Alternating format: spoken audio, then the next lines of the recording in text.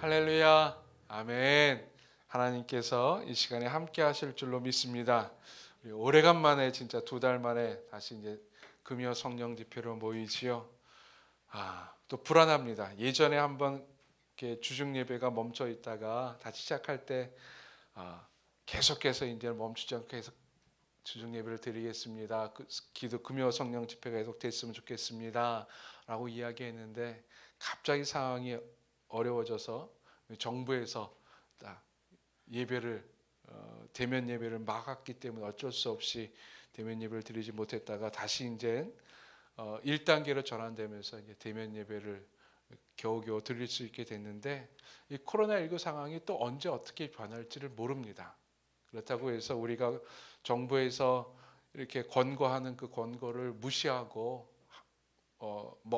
우리 마음대로 우리 뜻이야 뭐 다 모여서 함께 예배드리고 기쁨으로 찬양하고 뭐 손 붙잡고 기도했으면 얼마나 좋겠습니까? 그러나 사회가 또 그거를 우리에게 요구를 하니 교회는 산속에 있는 것도 아니고 하늘 위에 있는 것도 아니고 이 땅 가운데 발을 뻗고 있는 곳이니 교회는 사회와 발을 맞추어 나가는 수밖에 없습니다. 그래서 여러분 코로나19 상황이 더 악화되지 않도록 지금 유럽이나 뭐 미국, 아프리카는 더 재확산되고 있다 그러죠. 뭐 미국에서는 하루에 사망자가 1,000명이 넘는다 그래요. 지금 막 다시 재확산이 되고 있는데 우리 한국만은 주님께서 꼭 지켜주셔서 더 이상 뭐 다시 2단계 뭐 2.5단계로 올라가지 않도록 여러분 기도로 늘 중보를 해주시기 바랍니다. 그리고 이제 금요 성령 집회 때 제가 옷을 좀 편하게 입기로 작정했습니다. 이유가 좀 편하게 우리 함께 좀 자유로운 분위기에서 기도했으면 좋겠기에 자유로운 분위기에 마음껏 찬양했으면 좋겠기에 제가 이제 넥타이 안 매고 왜냐하면 서 있는 사람이 넥타이 매고 양복 입고 있으면 앉아 있는 사람도 좀 깝깝해요. 깝깝하다기보다는 좀 격식을 차리게 되는데 이렇게 앞에 있는 사람이 좀 편하게 옷을 입으면 앉아 있는 분들도 좀 편하죠. 안 그렇습니까?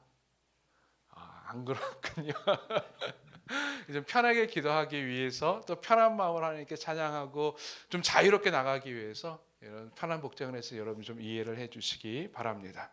우리 하나님의 말씀 보도록 하겠습니다. 우리 하나님의 말씀은 구약 성경 열왕기하 4장 1절부터 7절까지 있는 말씀입니다. 열왕기하 4장 1절부터 7절까지 있는 말씀 저와 여러분이 한 절씩 교독드리도록 하겠습니다.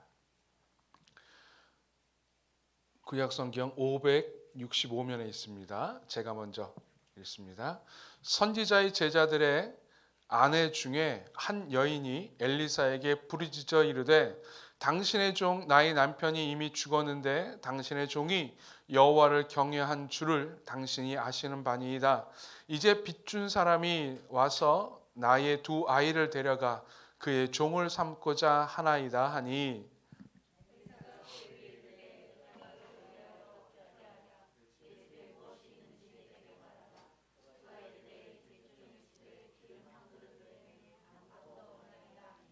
이르되 너는 밖에 나가서 모든 이웃에게 그릇을 빌리라.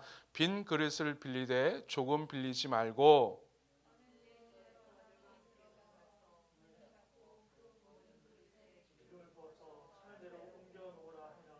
여인이 물러가서 그의 2 아들과 함께 문을 닫은 후에 그들은 그릇을 그에게로 가져오고 그는 부었더니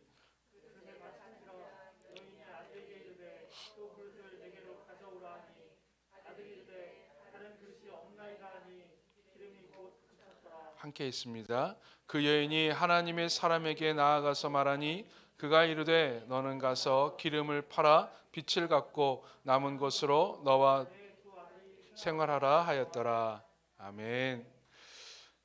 오늘은 2 여인의 2 어머니의 이야기입니다. 우리가 방금 읽은 선지자의 제자의 아내의 이야기와 또 우리 수넴 여인의 이야기, 둘 다 어머니의 이야기에서 그래서 어미의 믿음이라는 제목으로 우리가 한번 하나님의 은혜를 나누고자 합니다.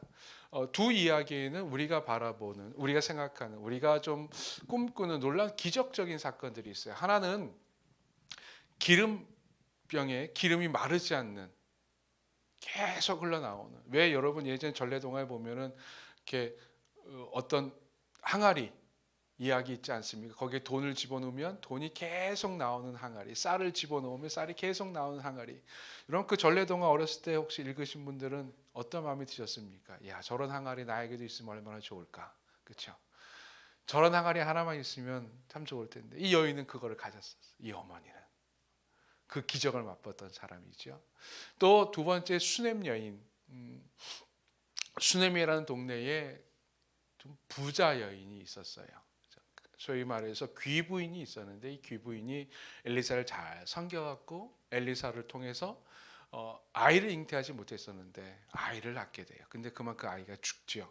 근데 죽었던 아이가 다시 살아납니다. 죽은 아들을 다시 살린 놀라운 기적을 맛보았던 수넴 여인.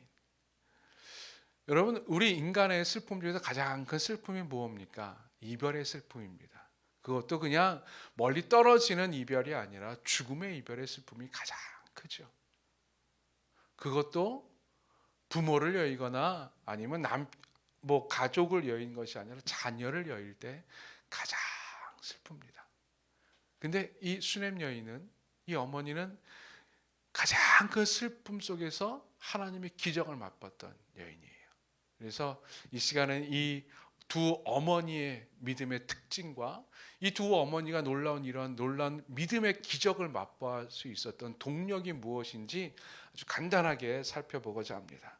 첫 번째, 선지자의 제자의 아내의 믿음은 한마디로 표현하면 믿을 수 없는 상황에서도 끝까지 의지했던 믿음입니다. 그러니까 믿지 못하게 하는 상황 속에서도 하나님을 의지하고 하나님을 믿었던 믿음. 이게 왜 믿지 못했던 상황인가?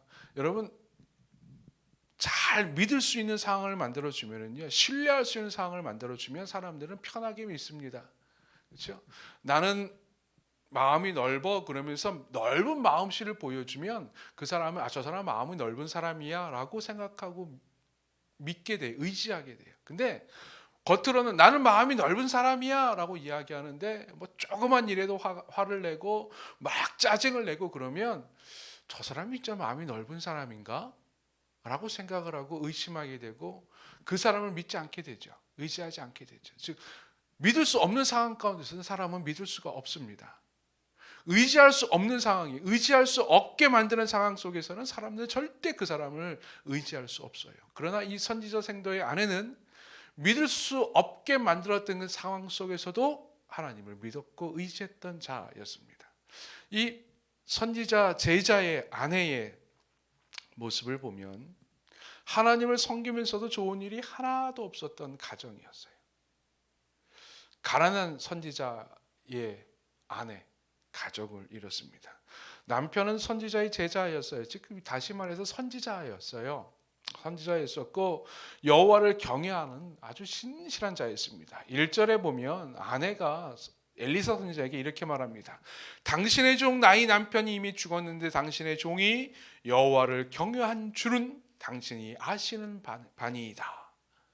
아주 당당하게 이야기할 정도로 이 제자는 너무너무 신실하게 하나님을 잘 섬겼던 자였습니다. 아마 이 남편은 자기 가정보다는 하나님을 먼저 섬겼던 자 같아요. 하나님께 먼저 헌신했던 자 같아요. 그러니 가정이 뭐 그렇게 부유할 리 있겠습니까? 뭐 당시의 선지자들이 뭐 사례비를 받고 있던 것도 아니고 아마 수입이 전혀 없었기 때문에 그의 가정은 너무 가난했던 것 같습니다. 아니 실제로 너무 가난했어요. 그래서 빚을 지지 않으면 살아갈 수 없는 상황이었습니다. 아니 하나님 좀 잘 섬기고 하나님에서 헌신하면 하나님께서 좀 먹을 것 좀 주시고 살 수 있게 생활비 좀 공급해 주시고 그러면 얼마나 좋아요. 그렇죠? 그럼 얼마나 감사하겠어요. 그러면 하나님을 믿지 말려도 믿을 것 같아요.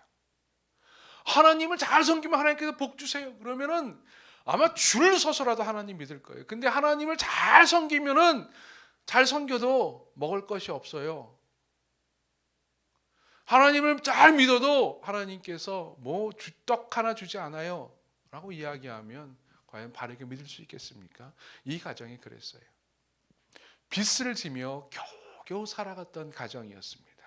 근데 이게 뭡니까? 엎친 데 덮친 격으로 그렇게 잘 믿고 헌신했던 남편이 어느 날 갑자기 죽습니다. 그저 아내와 사랑하는 아내와 두 아이를 남기고 하나님께서 그를 데려가세요. 어쩜 그럴 수 있습니까?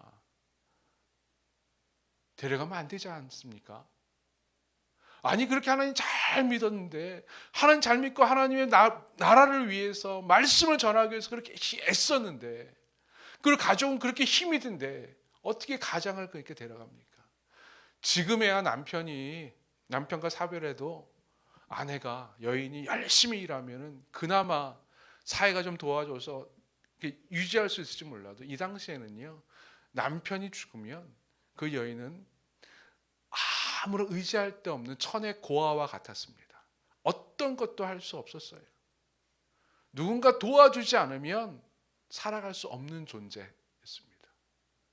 스스로 할 수 없는 아무것도 할 수 없는 존재. 그러니까 이 여인이 얼마나 힘들었겠어요. 자, 여러분이 만약에 이 여인의 상황이라면 하나님을 바르게 섬길 수 있을까요? 하나님을 바르게 의지할 수 있을까요? 그런데 또 다른 소식이 들려옵니다. 빚쟁이들이 몰려와요. 자, 이제 남편이 죽었으니 돈 나올 구석이 없지요. 갚을 능력이 없지요. 채무 불이행자가 되는 겁니다. 그러니까 빚쟁이들이 하루 종일 몰려와서 죽자마자 몰려와서 너가 이제 너희 집에서 나한테 빌린 돈을 갚아야 되는데 어떻게 갚을 것이냐? 갚을 능력이 없으면 너희 두 아들이라도 나에게 다오. 내가 종으로 삼겠다. 종으로 삼아서 빚을 다 갚을 때까지 내가 종으로 부릴 것이다.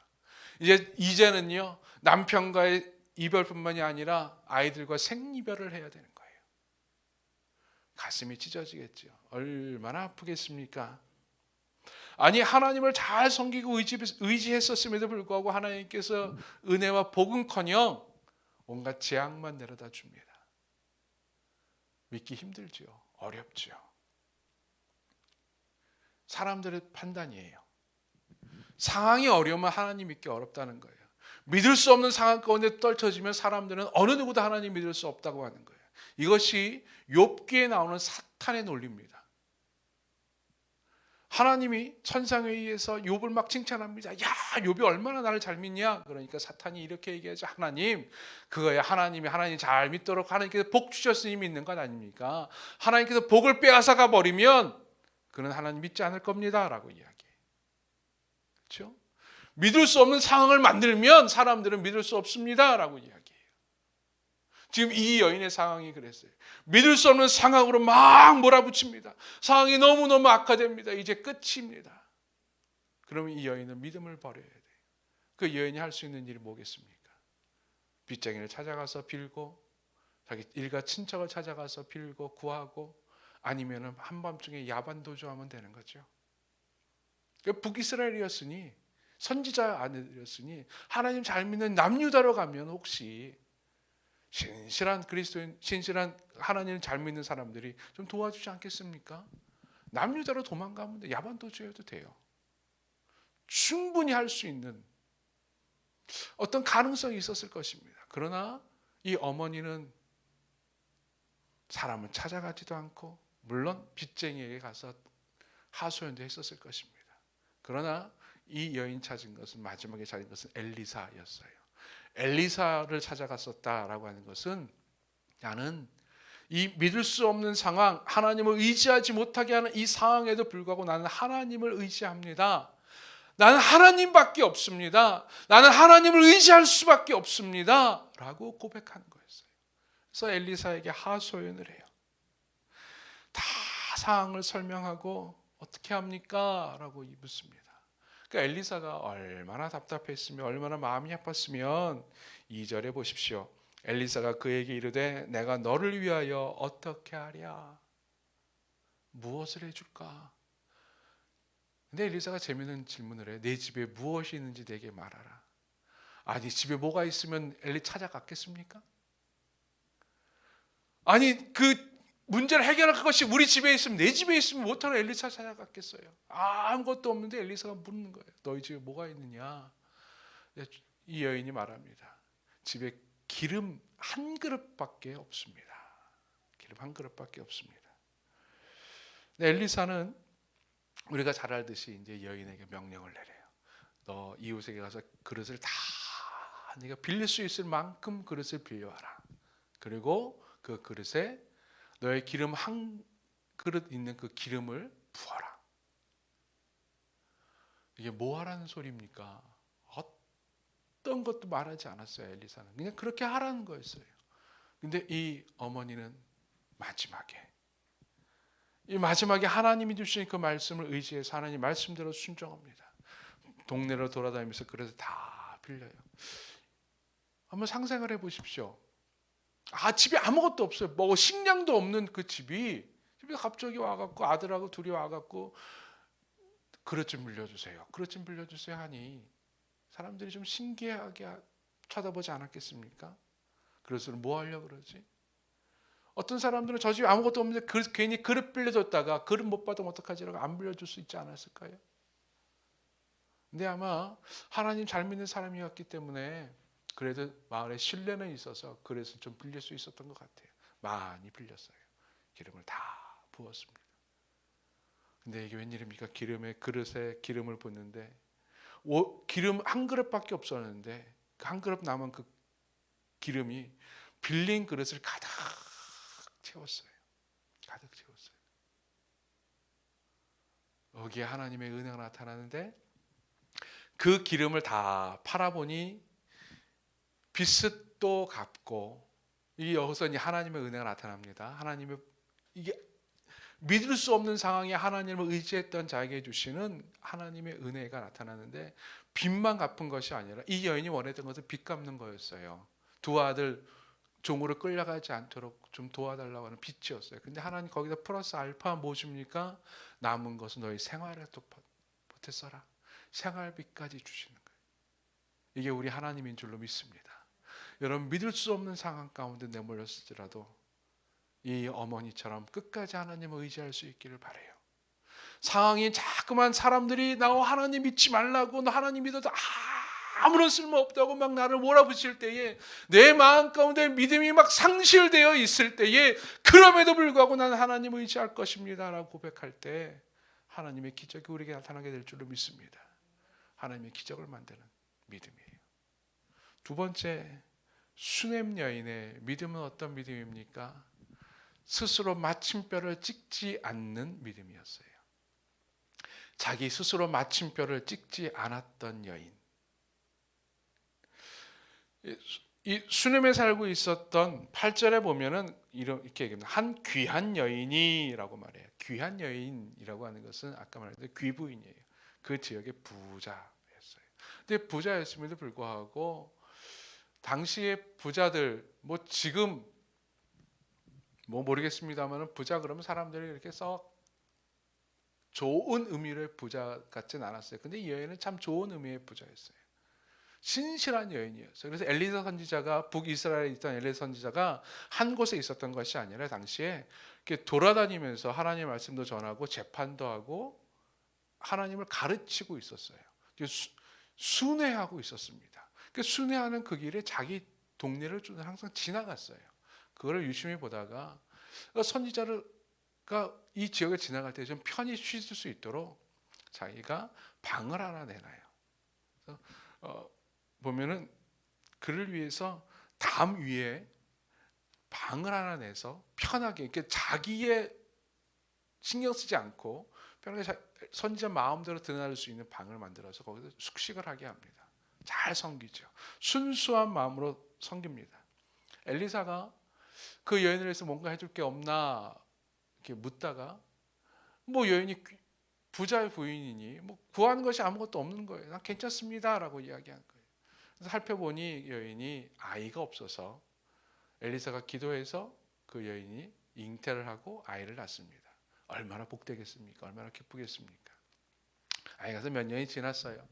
근데 아이가 아버지가 농사 짓는 곳에 있다가 갑자기 머리가 아프다고 떼굴떼굴 구릅니다. 아마 어떤 학자들은 이것이 뜨거운 떼약볕에서 열사병에 걸리지 않았을까라고 생각하는 사람도 있어요. 근데 모르겠어요. 머리가 아프다고 떼굴떼굴 굴러요. 그러니까 아버지가 어떻게 할 바를 알지 못해서 엄마한테 보내요. 집에 있는 엄마한테. 너 밭에 있지 말고 집에 가라. 그래서 엄마한테 들려서 보냈는데 어머니가 수냄 여인이 그 아이를 안고 있는데 어떻게 할 바를 알지 못하는 거예요. 그죠? 이렇게 안고 있다가 낮까지, 아침에서 낮까지 몇 시간 어머니 품에 있다가 그만 죽고 맙니다. 끝났어요. 아이의 생명이 끝났습니다. 이제 뭐 하면 됩니까?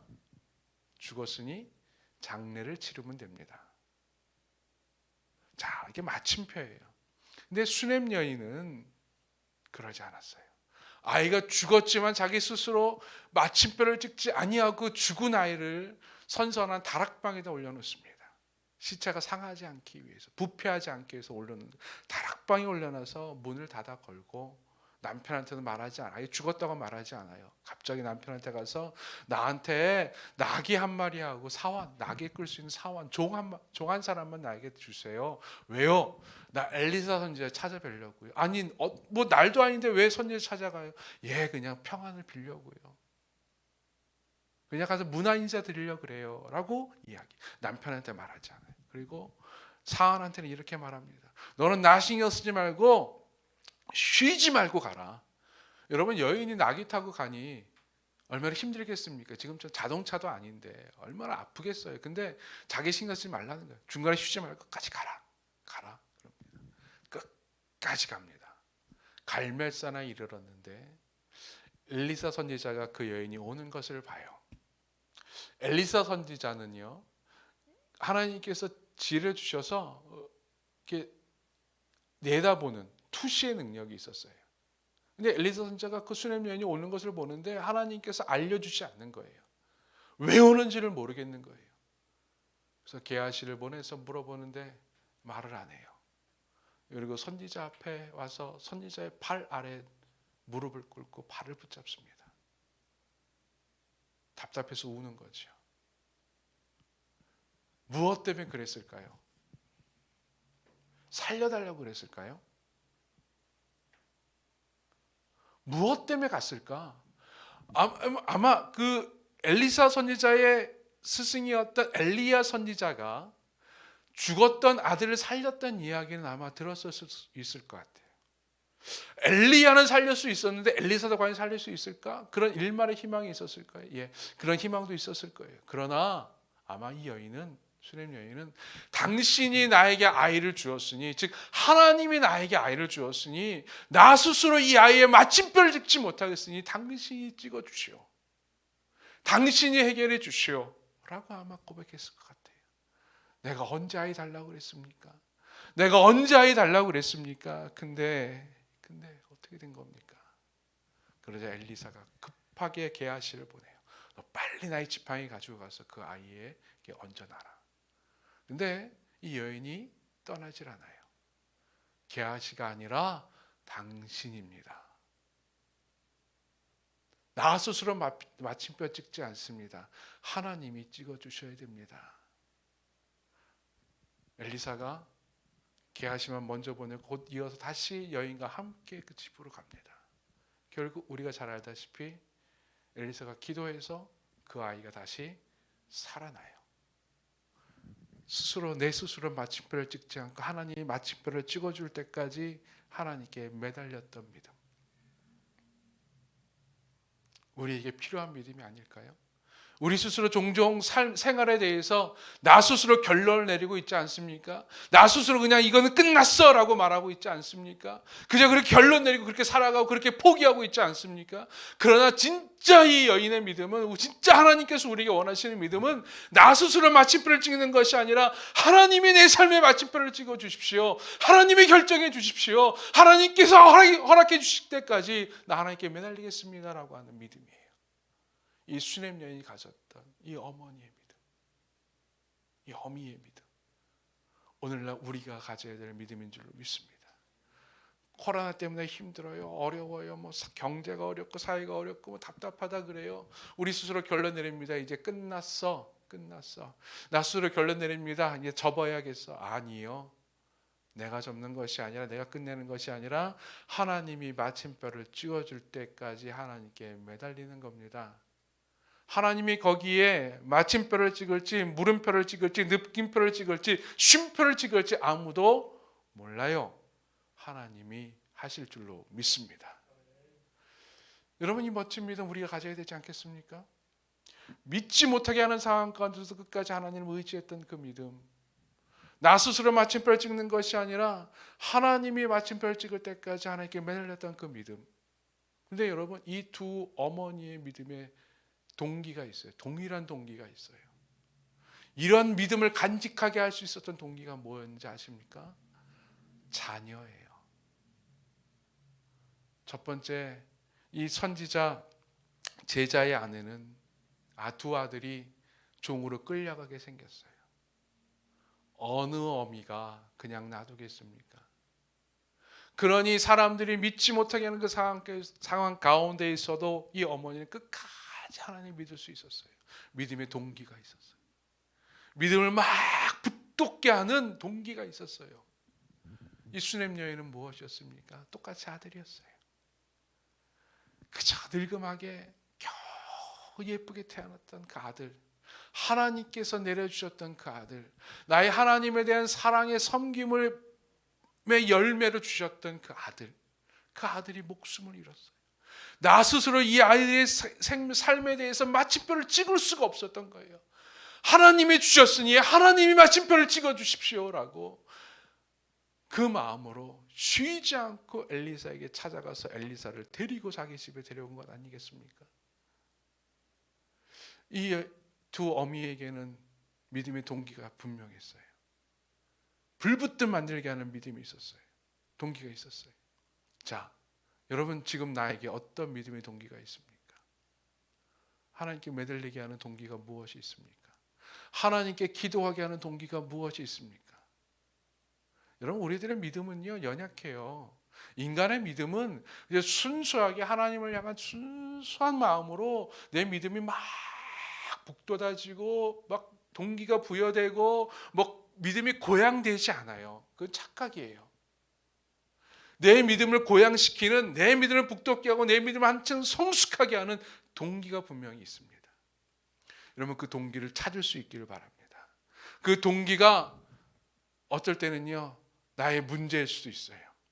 자, 나에게 어떤 어려운 문제가 왔어요. 그러면 이 문제가 아이고 내게 어렵지 생각하지 마시고, 하나님께서 내 믿음을 고양시킬 수 있는 동기를 부여해 주셨구나. 하나님께서 내 믿음을 더 성숙하게 만들게 하게끔 나에게 기회를 주신 거구나. 믿음의 동기를 부여해 주신 것이로구나 라고 생각하시며 그것을, 그 문제를, 그 어려움을 믿음의 성숙의 동기로 삼을 수 있기를 간절히 축원드립니다. 그럴 때 기적이 일어나는 거예요.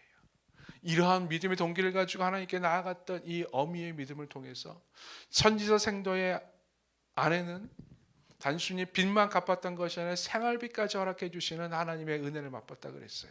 이 수넴 여인은 어땠는지 아십니까? 이 사건을 통해서요, 이 사건이 기사화돼서요, 나중에 북이스라엘 기근이 있어갖고 수넴 여인이 멀리 다른 데로 이주해 있다가 기근이 끝나서 와요.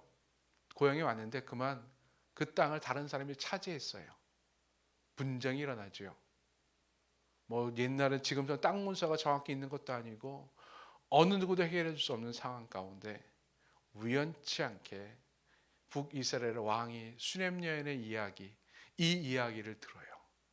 오늘 사건의 이야기를 게하시로부터 듣고 있다가 수넴 여인이 그 땅 문제 가지고 왔을 때 왕이 그 문제를 해결해 줘요. 하나님의 플러스 알파의 은혜죠. 이 수넴 여인은 엘리사에게 내 스스로 내 자녀의 마침표를 찍을 수 없으니 당신이 찍어주십시오라고 하는 믿음으로 나갔는데 그 믿음으로 응답만 받은 것이 아니라 플러스 알파의 은혜까지 주시는 거예요. 여러분, 이러한 삶의 기적이 우리 삶 가운데 일어나게 될 줄로 믿습니다. 바른 믿음 가지고 나아갈 때 이런 역사가 일어날 거예요.